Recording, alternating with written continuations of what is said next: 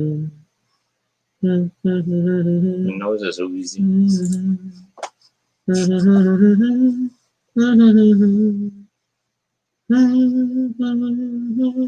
Well, assume it's warm up. Yeah, view count still worked. Yeah. But we are assuming the warm up has started. Surprise! We have an episode. I didn't get to promote it. Yep, I see it on YouTube. And I don't see it yet on Facebook. I see it.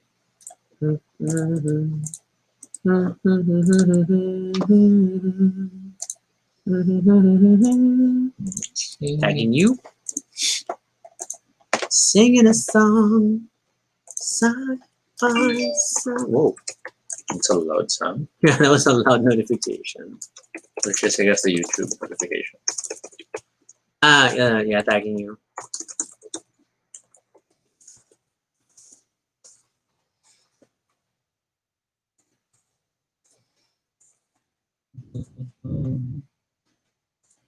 I see myself scratching my nose. I don't recall doing so. I can see myself scratching my nose.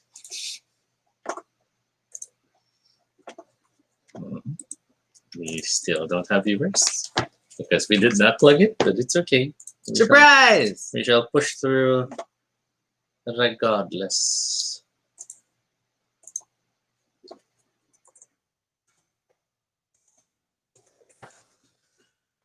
I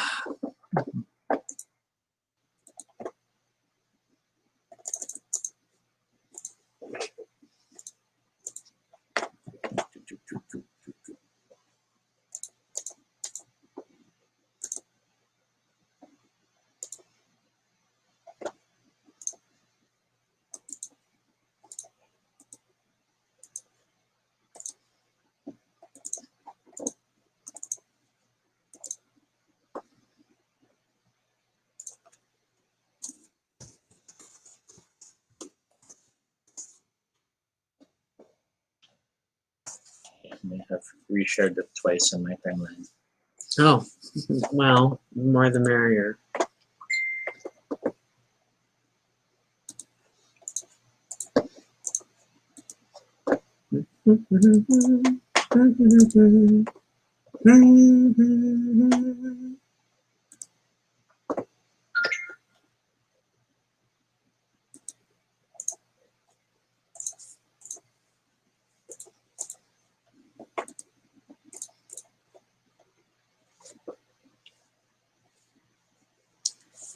Yeah, it's, we both still had work today, so today was busy.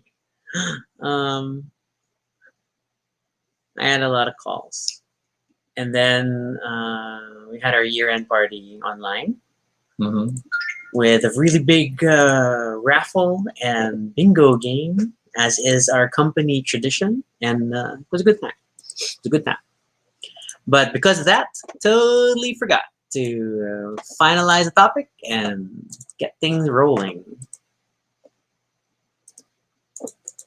Rolling, rolling, rolling. Rolling, rolling, rolling. We'll keep the warm-up running and we'll start in a few minutes. Okay, I shall bring down the audio of my phone.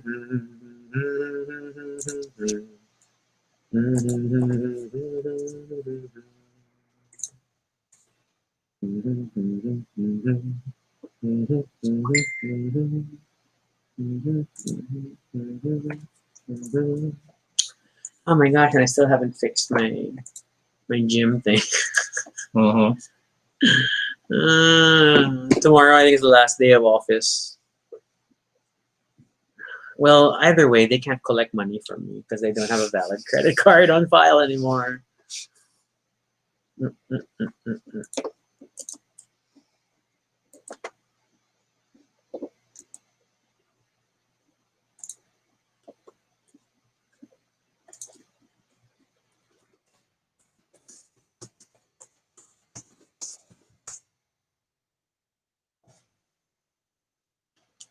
What is the online board game thing? We should prep those. So Board Game Arena, Tabletopia.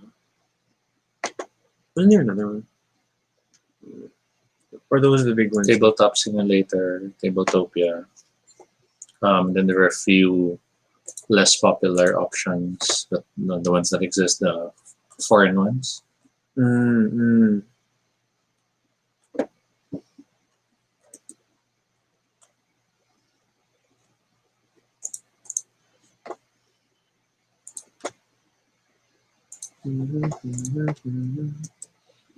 Hey Karen, hey Mitch, Hey, hello Urim, thanks for joining. Sorry, didn't get to promote. Super busy. At least it was Toby's last working day of the year. Tomorrow is my last working day of the year. Tough, man, tough. Oh. And because of the family thing, I don't know if we'll have an episode tomorrow. Or we just have to make sure we get back before 9. But knowing my family, we linger.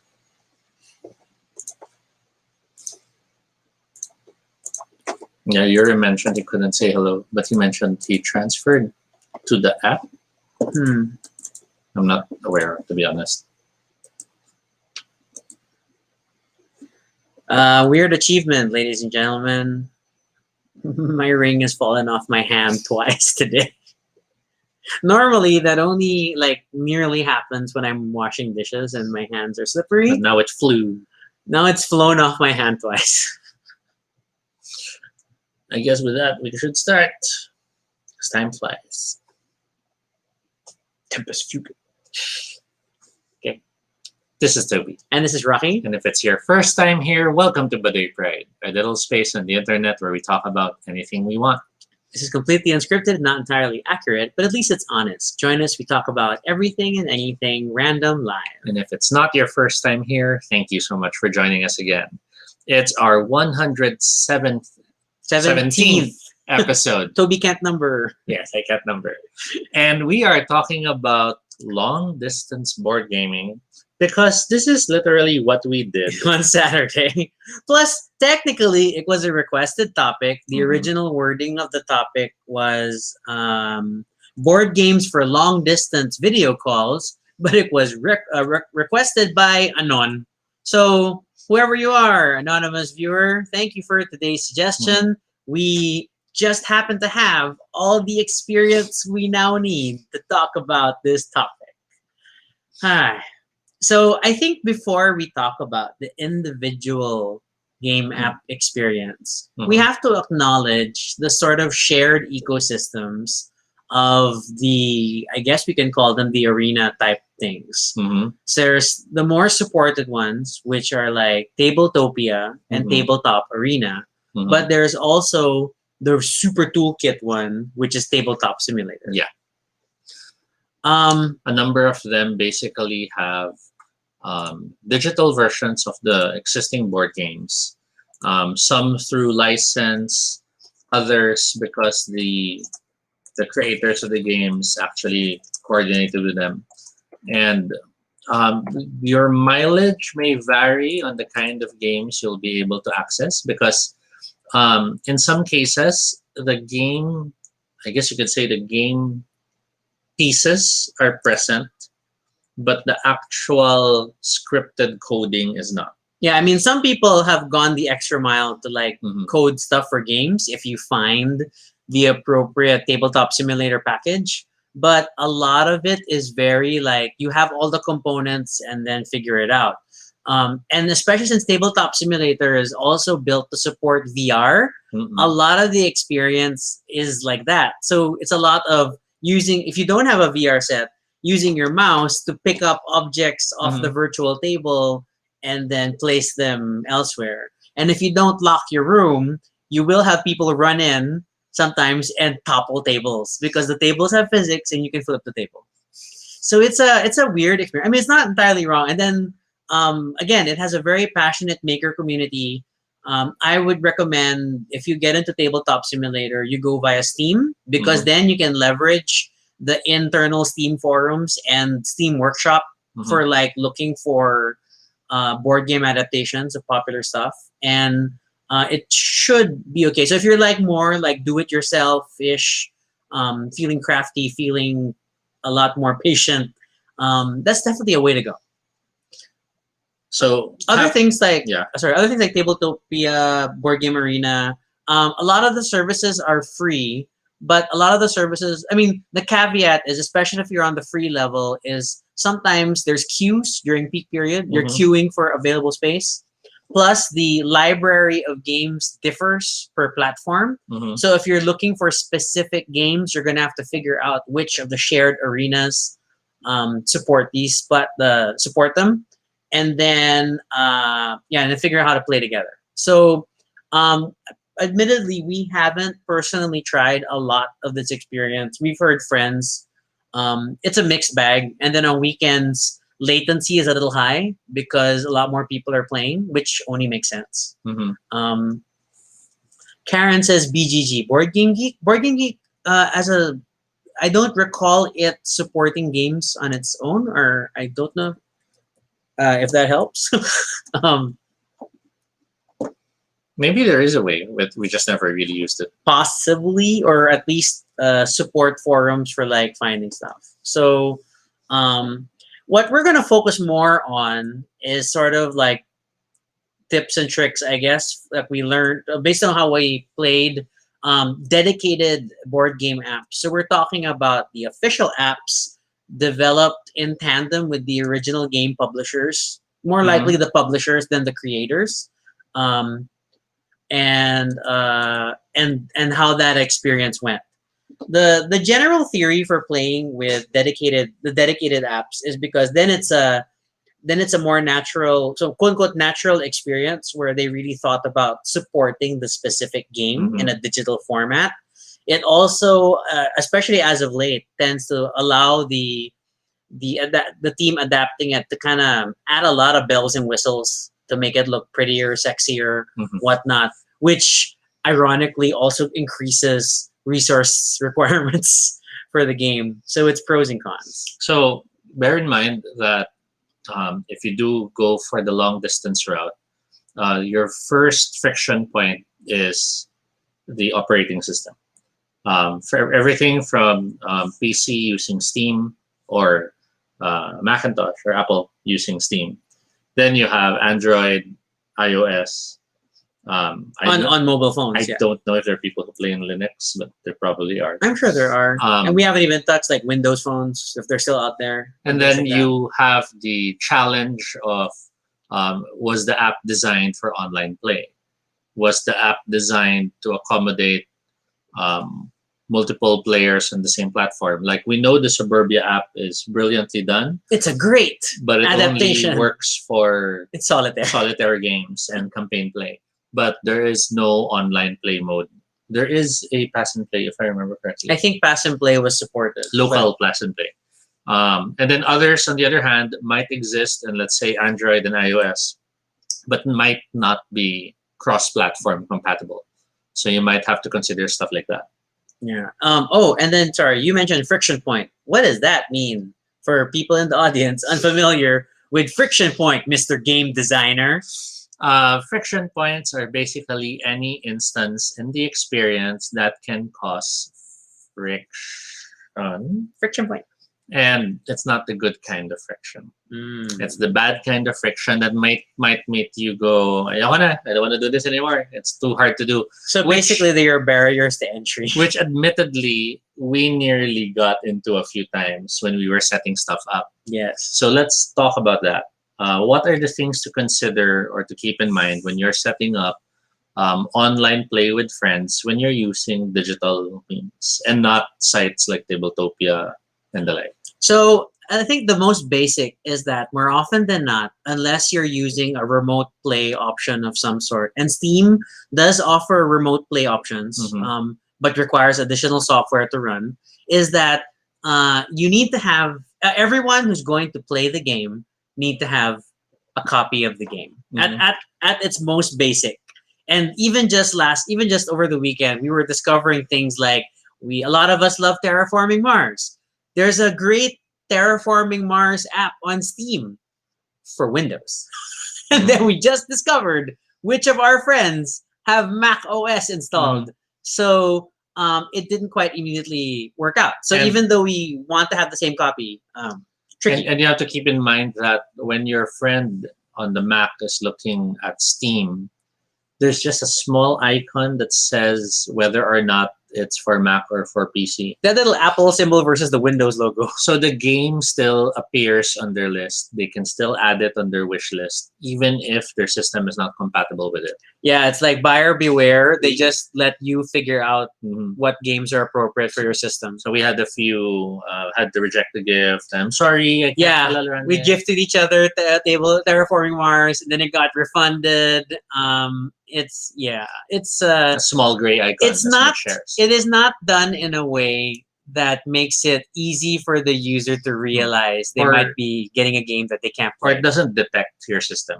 In as much as we're in a world where we're so used to automation, this isn't one of those. Yeah, I think Steam, because again, it makes more money for them. That if they keep it, and they also assume that it's possible that you own both a Mac and a PC. Hmm. So therefore, your library should be system neutral. And it's possible that you might be working on a Mac that moment, but you might be buying it for your PC at home. Yes, So- so they let you see everything. So it's up to you to figure that So out. pay attention to that. Be aware of that. Second is be aware that the moment you're talking about online play, then we're immediately talking about the need for an account. Because as far as system is concerned, if I were to play on online and I wanted to play with Rocky, I need a means to find Rocky, Mm-hmm. which means there has to be an account. My account will find his account. In many online games that are not board games, for example, those IO games and the like, you might be thinking, I'm able to play those without logging in. And those games are designed for you to just jump in and play. But notice that you don't really choose who you play with. So if all you're hoping to do is just play online with others, there may be alternatives out there that exist without the need for making an account. But generally speaking, online play means needing an account.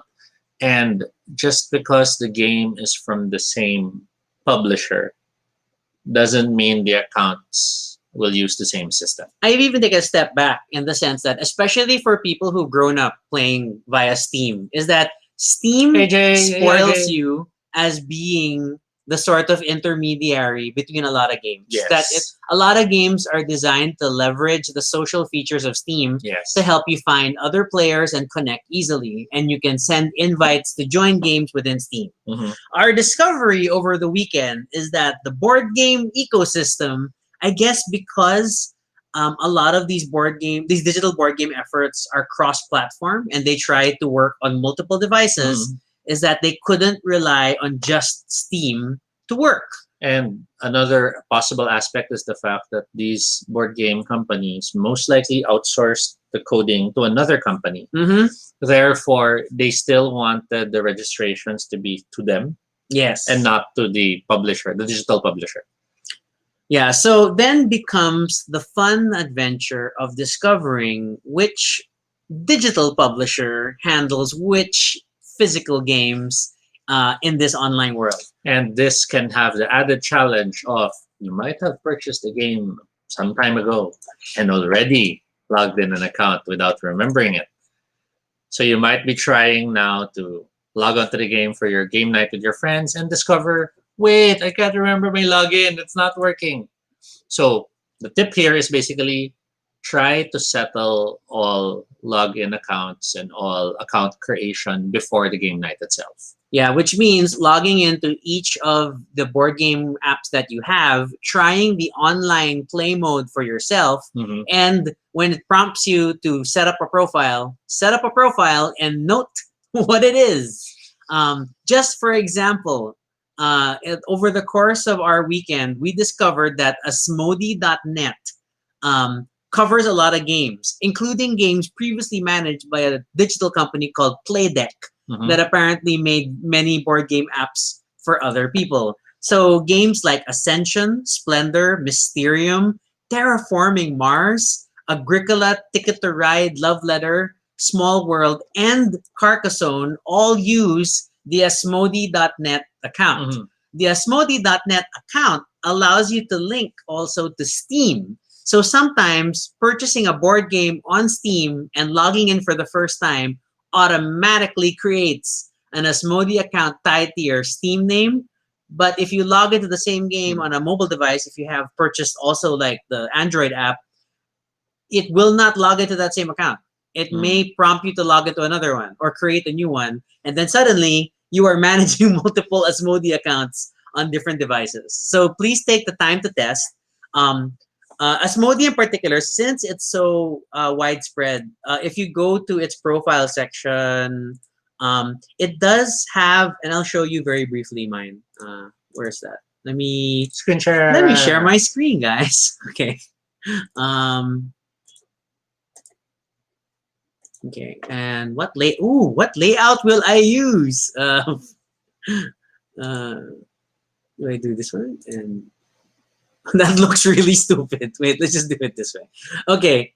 Yeah. All right. So this is my Asmodi, account page, and where is it? And then in other accounts, you can link like Steam, Google Play, PlayStation Network, Xbox Live, Nintendo, and Epic, and assuming that you have board game apps on these specific platforms. And then it kind of helps. Asmodi seems to be aware of the linking problem because they also let you merge other Asmodi accounts in the hopes of figuring out your problems. So it's a challenge in itself. And Asmodi is still one of like the nicer ones because once you see it's Asmodi, then you kind of figure how it's gonna play out. A lot of games have their own. So things like Tokaido, we love Tokaido, made by FunForge. FunForge has its own account system, and it's weird. So basically that's so invest time in everybody logging into their games, setting up their accounts, and tracking their usernames. You may want a spreadsheet for it. You may want a shared spreadsheet for it, like what we did. So we started tracking who has what game on what platform, and what username they have on that platform. Because per game, you're going to be asking the fateful question, how do I add friends? Because and that's like the weird quirk of a lot of these game apps is that they don't just automatically they don't have a contact list to look for. It's not Facebook. So they can't just link you with the people on your Facebook list. Instead, you must manually add each other as friends so that you can create shared games together so that you can play. Worse, a lot of times it's one directional adding. Not Asmodi is not actually once you get it, then you're linked kind of forever. But a lot of the apps are one directional, like Twitter and Instagram. So you can make someone your friend. It doesn't necessarily make them your friend, and hilarity ensues. What else do we? Well, you mentioned the spreadsheet already. Oh, sorry. Consider working on a spreadsheet before the game night itself. List down all the games you think you would be interested in playing with your friends. Invite them to the spreadsheet ahead of time to list down their collection of games as well. Consider having columns for each user so they could easily... what we did was we had them fill up with color so you could easily compare and see, okay, this line, everyone has that color. We can all play this and this and that. Maybe have a column for number of players. Maybe have a column for whether it's compatible cross-platform. Maybe even... Mitch says, be cautious with naming caps. It's true. Usernames are often assume they're case specific. And sometimes when you're not thinking, your username may turn out to be case specific, even though the font of the app is all capital letters. Again, I'm looking at you, Tokaido. And FunForge France. Hi, Samnas. Not sure who you are, but Twitter friend. Oh, Twitter okay. friend. Cool, hello. All right. So it's quirky, guys. Okay. So other things to keep in mind. It'll be great to have a voice channel or a video channel where all of you can keep in touch and map out stuff. But know that if it is a game night like what we tend to have, it's possible that you and multiple groups, or you will end up becoming multiple groups as you split off or splinter off to your own little circles to play certain games. Not because you don't like each other, but because some games basically have player caps. Some games can only have 4 players. Other games can go as high as 6. But then you might have, let's say, a number of you playing one game and then the other group still mapping out discussions for the other, and it can get very, very noisy. So consider how you will manage the noise. In our case, we just barreled through it. And I We think, were just laughing about, I can't hear you, wait. and to be fair, for in our particular case, because this group is a group that we game with a lot, and we're so used to being in one apartment playing 2 different games and kind of hearing the crosstalk of each other's game. So that kind of helped us. It helped us feel like we were at the old game night, even though it was a little confusing sometimes. Because I mean, if you're on a video call where everybody's talking at the same time, you know how it is. It gets a little bonkers. Mitch also shares. Remember that not all logins are usernames. Use the username as an email address and whatever, vice versa. So make sure you remember the email address you use. Yeah. What else? It's very easy to get confused with usernames when you realize you might have logged in with other or older usernames with some of the accounts. And sometimes even your account username is not even your display name in the game. So like Through the Ages has a variable username display, a display name, but the username is only visible when you go to your profile. So that was kind of surprising to find. So beyond once you created all the accounts and stuff, the bigger question, which will dominate any game night, is the cross-platform question. So we were already giving examples of it, but really, once you drill down to it, owning the same game on multiple devices or platforms does not guarantee cross-platform play, depending on the app. We've had cases where some users could see each other because they were on similar devices, so they were all on mobile, but then those on desktop because of Steam couldn't see them. We've had cases where everybody could see each other, no problem. There were cases where the desktop player had to create the game because the mobile players were having a hard time doing it, but the mobile players could join the desktop game. And that really will take experimentation. It's nice if you take time before the game night to test. Realistically, I don't think you're going to escape any modern online board game night without some on-the-night testing itself or discovering problems. It's just the nature of the beast. Yeah. So just allocate more time, be patient, and have fun with it. I mean, like, just kind of warn everyone that, hey, we have to figure out if this game's going to work for everyone. And then you can set up parallel tests. Like, hey, who has it on a phone? Who has it on a computer? Can we do a quick test just now? We won't play the game fully. We'll just test if we can get it in. Things like that. A lot of online games also, since they now support what we call asynchronous play. Asynchronous play meaning you don't have to be online at the same time. Theoretically, this is quite common with online play games because it allows you to go back to the game when it is more convenient for you. But if it's a game night and you do want to play with your friends and you're pretty much, nakatuto kayo in that game, that moment, then pay attention to the time allowances that the game gives to each player. Some games might, for example, have an hour for each player to enter their turns and keep playing. Others might allow days. There is no harm in choosing the days just so you don't panic about, abruptly or prematurely ending the game because time has run out. And the winner is someone just because they won that moment and not because they were really winning in the game. Because we had those issues with, 1 hour lang? Anticipate people disappearing because of connection issues. Yeah, we had people dropping out all the time. Which means try to take note early on if the game you chose transforms dropped players into AI players or allows them to rejoin. Some games actually allow you to toggle off or on those functions. Others just turn them to AI without even asking. So make sure you check. Yeah. Sometimes the games get pretty aggressive in maintaining sort of the integrity of the game. Therefore, if the human player is not responsive even for just 5-10 minutes, suddenly an AI takes Mhm. over, and then you don't realize it. Goes, no, I can see you. You're moving your pieces, and the other guy's like, no, I haven't done anything. So it's tricky.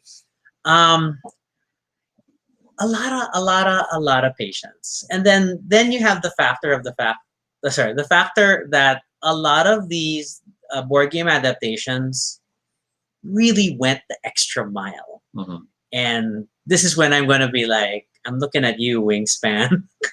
Wingspan, Wingspan's digital board game adaptation is, um, in some ways, as beautiful as the board game. Mhm. There's a lot of love. Every bird is animated. I'm sure that the bird sounds are accurate to some Mhm. degree. They gave you variable backgrounds that you can explore level by level in this interesting zoom in and out transition. It's a lot of bells and whistles, which has now made it a heavy game to run. And depending on your friends' computers or internet connection or video cards, it can make the gameplay a little more difficult to manage. On a similar note, just because you're familiar with the game on tabletop doesn't mean you will not have problems grasping things on a digital level.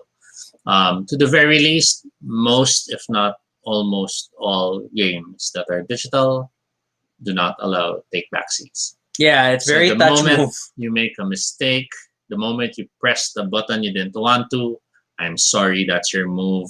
And you're gonna complain for the rest of the night about how that wasn't the move you wanted. Daya. We all can relate, we all understand, but that's the nature of the beast, and you just have to be aware of it and be ready that, don't carelessly just press everything, but at the same time, talk as a group about how, okay, guys, this is digital. We'll have the first game as a learning game because the AI can be tricky. Some rules you might have been playing might turn out to be wrong. And worse, there may be certain considerations you've gotten used to as a group that you just won't be able to do. For example, Takenoko was wonderfully produced and translated to a digital medium, but you can't choose player colors. And it might not sound like much, but then when you're now having your game nights and you're playing other games and you're always the green player, you will only then realize how confusing and how much added pressure it will feel each time you look at the board and suddenly go and stop and think, wait, I'm not green, I'm not green, I'm not green. Yeah, So- Toby and I have that problem. I'm Mhm. always blue, he's always green. And then I think a lot of times at game night, we were like, I'm purple? I'm white? Yeah, it's a bit bonkers. And then a lot of these digital board games, because of to be fair, a lot of modern board games are complex and have like multi-step turns. Um, it's like in Magic the Gathering that there are very specific phases to a turn, and certain things happen per phase. That's sort of the philosophy applied to a lot of digital board games as well. And the digital adaptations add a lot of confirmation prompts when they feel it's necessary. Sometimes it's like at a phase level. Sometimes it's per action. Like, is this what you're really gonna do? Are you sure it's gonna do? Confirm. So there's a lot of like need to confirm your actions, which feels like an extra step because like I already chose what I'm gonna do. Why am I forced to confirm it? Yeah, and then it's not like there's a take back because we just said there's no take backsies. So how does that work? But that's just the way it is. Consider that those games are assuming you might want to study the board, you might want to look at the public knowledge areas. So just because you're done with your action doesn't mean your turn is over. We've had a lot of turns like, are you done? Or we're all waiting for you. And like, oh, I didn't press confirm. And sometimes you might even just be checking only because you're afraid. Did the guy get dropped from the call? That's the other Did problem. a disconnection happen? And it's tricky. and the digital distance does not make it easier. So communicate more often. Make sure you check on each other. And that's why we recommend a voice call of some sort. I mean, a lot of the games support chat inside, or you can always fall back on Steam as a chat solution. But there's nothing like calling out and like, "Hoy, are you done? Are you done?" And I think it reached a point in many of the games where you have people barking out, well, acting as barkers in the sense that, okay, it's your turn. Hey, it's your turn. Hey, it's your turn. Or to the very least, maybe come up with a system in the team or in the group we're in. When it's your turn, you actually proclaim when you're done. That we had a lot of people say that. Okay, I'm done. If you're playing, and as much as we all love to multitask, make sure you do the due diligence of double checking if your turn has come up, because others might want to be considering their own plans and stratagems when it's not their turn. So everyone takes their share in making sure the game goes smoothly. And these confirmation prompts don't just apply to your turn, but a lot of times if there are special actions that happen out of turn, let's say someone triggered an effect that affects everyone. We see this a lot in games like Viticulture and Wingspan. You're going to have to confirm your actions also in turn sequence. And the game flow is going to keep stopping every time everyone needs to confirm their actions. And Wingspan's funny, for example, because Wingspan, as an in-person tabletop game, you play your turn simultaneously. You just because there's no direct impact during the turn itself. So a lot of times people just decide their actions and then we resolve together. But no, the game strictly locks you to like this player moves, this player moves, this player moves, this player moves. So it's tough to get used to. And it doesn't make it impossible. It's just us sort of setting you warnings like, okay, things you have to keep in mind as you venture into the online board game space. And I guess for me, the last one is pay attention to your power. You will need to make sure that the devices you're using are fully charged, if possible, plugged in. Although some would say for mobile devices, it's not safe to play them while they're plugged in. That is true. So it's not good for your battery. So consider your power supply, consider how it's being managed, but also consider the player's power supply. If you're starting to feel like you've been leaning the whole day and your back starts to hurt, or you've been staring at the screen the whole time, maybe consider taking a breather before the next game, look at the distance, rest your eyes, drink water, use the bathroom. But just don't forget that as fun as it is to finally be playing with friends again, despite the pandemic, you still need to take those breathers. My warning is going to be more on internet bandwidth, especially in this country. So a lot of the games, no matter how simple you think the board game is, the online play element can complicate things and increase the amount of stuff you need. And as much as we have recommended having a video call or voice call running in the background, also recognize that call is draining computer resources at the same time as the game. So that and primarily internet. For example, we found in our testing that Carcassonne is unusually heavy on internet bandwidth, such that one of the players kept getting timed out. So it was only when that player exited the video meet call that we were running as a group and then just played the game that her turns were able to continue as normal. And then she just joined the meet using mobile data because she still had data. So things to think about. That just because, no matter how simple the game feels or simple in your head, because we're thinking like this isn't Cyberpunk 2077 or something. We're not doing Death Stranding. It can still take a lot because we don't know how the games themselves were coded. They're not necessarily efficient. These are more often than not indie publishers who aren't thinking with scale in mind. They just wanted to make a beautiful adaptation and they imagine you're the only one playing it. So, or we're assuming first world internet. So yeah, it's tricky. But on the whole, with a lot of patience, a lot of prep work, and due diligence, it is totally possible to have a fun online board game night. And it's very much worth it if you feel like you've been away from your friends for so long, especially if board games are the means you've been celebrating and communicating, enjoying each other's time. Break out the digital options and look at it. The winter sale is still ongoing until Jan 6. So it is a good time to consider what games you might want to try with your friends. You can even give the excuse of buy it for each other, so you don't feel like you're wasting gifting money. Or just agree to buy the same games so that you get those directly. I mean, come on, we encountered some games had region problems, even though we're all in the Philippines, but some games just couldn't be claimed. And I don't know, guys. Digital is confusing. So, but it was super nice to play it again, even though like you're gonna be a little limited in what games you can play. Like, like Viticulture is not necessarily my favorite game, but since we all had it, we're gonna play Viticulture because we had a copy, and it was okay. It was still a fun experience. And it's priceless. And let's face it, people have been joking like, what's this? Even COVID seems to have gone like, hey, 2021, new year, new me, new variant, new strain. So this pandemic may or may not end anytime soon, even with the vaccine beginning rollout in some countries around the world.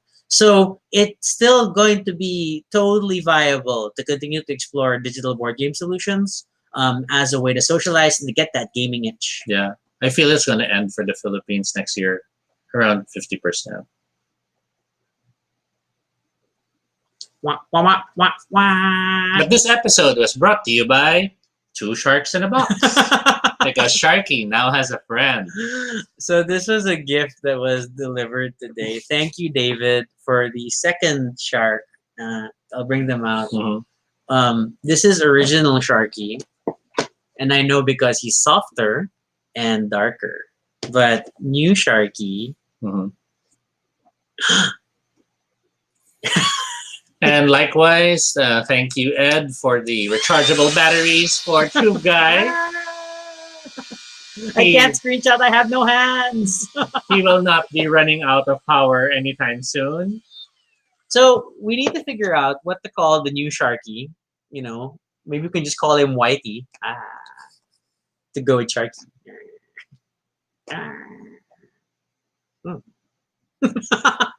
It's Sharky and Pat. Why Pat? But then.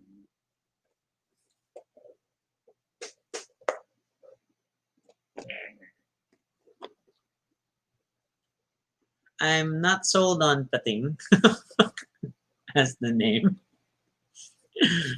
But yeah, we have two sharks now. It's super awesome. So thank you, David and Edward, for your Baduy Pride themed gifts this year. Super awesome. We super appreciate it. But yeah, anything else? Anything else? I guess that's it. That's more than 30 minutes. We had a lot of fun, and we hope you'll join us again next time. If you have questions or suggestions for future episodes, fill out the Google form at bit.ly Baduy Pride Ideas. Thank you again, anonymous viewer, for asking us to talk about board games for long-distance video calls. You can follow us on Twitter, all Toby No Shade, RG Sunico. You can also check out our blog, baduypride.com, for all the previous episodes and stuff about us. Feel free to continue the conversation in the comments below. What digital board games have you found to be super friendly for online play? Would you recommend it to everyone so that we can figure out if we have them and if we can play with you? And of course, be sure to subscribe for notifications, whether on Facebook or YouTube, so you don't miss our next live stream. Once again, I'm Rocky. And I'm Toby. And this is Baduy Pride. Have a good night, everyone.